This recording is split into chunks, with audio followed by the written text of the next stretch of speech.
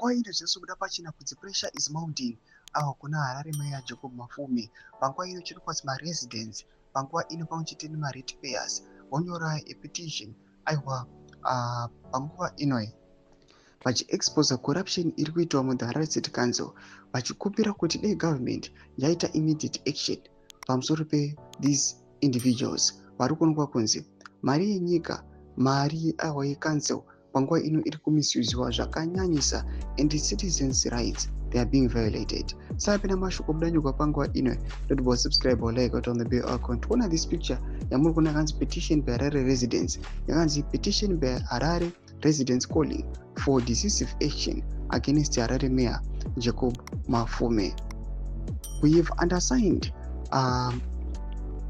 the undersigned residents and the taxpayers of the city of Harare respectively submit this petition to your esteemed office to implore urgent intervention regarding serious governance and ethical service delivery concerns surrounding the Mayor of Harare, Councillor Jacob Mafume.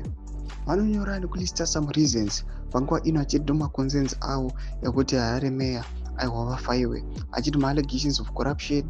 Panguva ino anouya achiti kumisuse taxpayers money. Panguva ino anoti is living aiwa in some properties anyasa kuona kuti the Harare Mayor haambongavi capacitated kuti akwanisa kutenga those properties. Vanotaura pamusoro pema-leadership failures ari kuonekwa kunzi ari kutadza kutungamirira achiisa ma-policies anonyasa kuonekwa kunzi make sense. Harare Times inobuda nyora chiti said news, pressure is mounting on Harare Mayor Councillor Jacob Mafume after residents and ratepayers formally petitioned local government and public works minister Daniel Garwe calling for urgent intervention over alleged corruption, poor governance and the persistent collapse of service delivery in the capital city. Tomashko aripo muri Zimbabwe tiona kuti it is now bad news for Mafume. Mbodi zemafunguro enyu moti kudii pamusoro pechitiko ichi? Pana comment section menu, subscribe or like, turn on the bell icon.